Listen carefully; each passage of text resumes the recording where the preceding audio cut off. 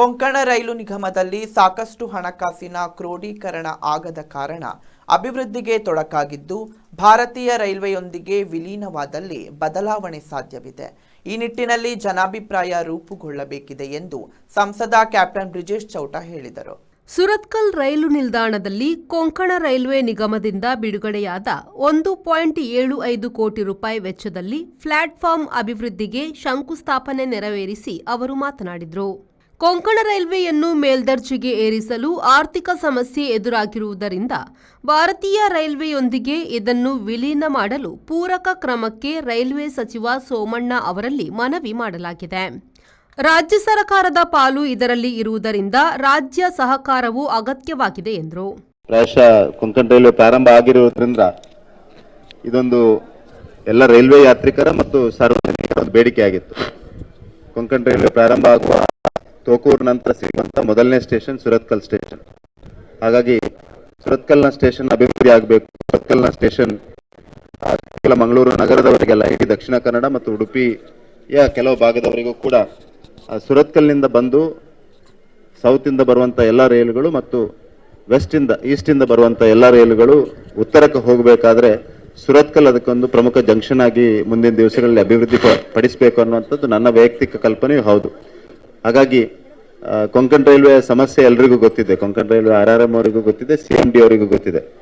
Konkan railway ಪ್ರಾರಂಭ ಆದ ಸಂದರ್ಭ ನಮ್ಮ ನಿನ್ನೆ ಅವರ ಪುಣ್ಯತಿಥಿ ಇತ್ತು. ಸಾಮಾನ್ಯ ಜಾರ್ಜ್ ಫರ್ನಾಂಡಿಸ್ ಅವರ ಒಂದು ದೂರದೃಷ್ಟಿಯ ಕಲ್ಪನೆಯ ಕಾರಣಕ್ಕೆ ಈ ಕೊಂಕಣ ರೈಲ್ವೆ ಯೋಜನೆ ಆ ಸಂದರ್ಭದಲ್ಲಿ ಮಹಾರಾಷ್ಟ್ರ, ಕರ್ನಾಟಕ, ಗೋವಾ ಮತ್ತು ಕೇರಳ ಸಹಭಾಗಿತ್ವ ರೈಲ್ವೆ ಇಲಾಖೆಯ ಸಹಭಾಗಿತ್ವದ ಜೊತೆಗೆ ರೈಲ್ವೆಯನ್ನು ಆ ಸಂದರ್ಭದಲ್ಲಿ ಒಂದು ಅಭೂತಪೂರ್ವ ರೀತಿಯಲ್ಲಿ ಪ್ರಾಯಶಃ ರಾಷ್ಟ್ರದ ಇತಿಹಾಸ ಕಡಿಮೆ ಅವಧಿಯಲ್ಲಿ ಅಷ್ಟೊಂದು ಕಠಿಣ ಪರಿಸ್ಥಿತಿಯಲ್ಲಿ, ಕಠಿಣ ಜಾಗ್ರಫಿಕಲ್ ಲೊಕೇಶನ್ ಅಲ್ಲಿ ಯಾವುದಾದ್ರೂ ಒಂದು ರೈಲ್ವೆ ಲೈನ್ ಇದ್ರೆ ಅದು ರೈಲ್ವೆ ಲೈನ್. ಶಾಸಕ ಡಾಕ್ಟರ್ ಭರತ್ ಶೆಟ್ಟಿ ಮಾತನಾಡಿ, ಸುರತ್ಕಲ್ ಜನರ ಬಹುದಿನದ ಬೇಡಿಕೆ ಇದಾಗಿದ್ದು, ಈಗ ಸಂಸದರು ನಿಗಮದ ಸಭೆ ನಡೆಸಿ ಅಭಿವೃದ್ಧಿಗೆ ಬೇಕಾದ ಕ್ರಮ ಕೈಗೊಂಡಿರುವುದಕ್ಕೆ ಕೃತಜ್ಞತೆ ಸಲ್ಲಿಸುತ್ತೇನೆ ಎಂದರು.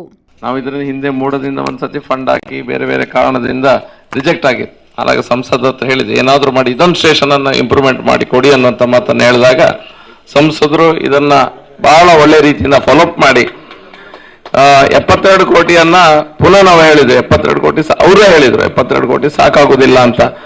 ಮತ್ತು ಪುನಃ ಅವರು ಸೋಮಣ್ಣನವರ ಹತ್ರ ಮಾತಾಡಿ, ಮಿನಿಸ್ಟರ್ ಹತ್ರ ಮಾತಾಡಿ ಅದನ್ನ 140 ಕೋಟಿಯನ್ನ ಇಲ್ಲಿ ವ್ಯಯಿಸುವಂತ ಕೆಲಸಗಳನ್ನ ಮಾಡಿದ್ದಾರೆ.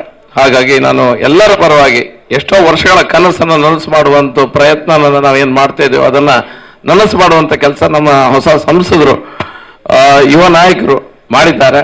ಹಾಗಾಗಿ ಇನ್ನೂ ಮರುವಾಗ ಬೇರೆ ವಿಷಯಗಳನ್ನ ಕೇಳಿದ್ರೆ ಇಲ್ಲಿ ಬೇರೆ ಇಂಪ್ರೂವ್ಮೆಂಟ್ ಮಾಡಬಹುದು, ಅವ್ರ ಮನಸ್ಸಿನಲ್ಲಿ ಒಂದು ಯೋಜನೆ ಇದೆ. ಈ ಸಂದರ್ಭ ಸ್ಥಳೀಯ ಮಂಗಳೂರು ನಗರ ಪಾಲಿಕೆಯ ಸದಸ್ಯೆ ಸರಿತಾ ಶಶಿಧರ್, ಕಾರವಾರ ವಲಯದ RRM Asha Shetty, deputy chief engineer Vijayakumar, senior regional traffic manager Dilip D Bhat, senior engineer Gopalakrishnan, deputy chief medical officer Steven George, signal ವಿಭಾಗದ ಇಂಜಿನಿಯರ್ ಸುದರ್ಶನ್ ರೆಡ್ಡಿ ಸೇರಿ ಮತ್ತಿತರರು ಉಪಸ್ಥಿತರಿದ್ದರು. Sharath Salian, V4 news, Mangaluru.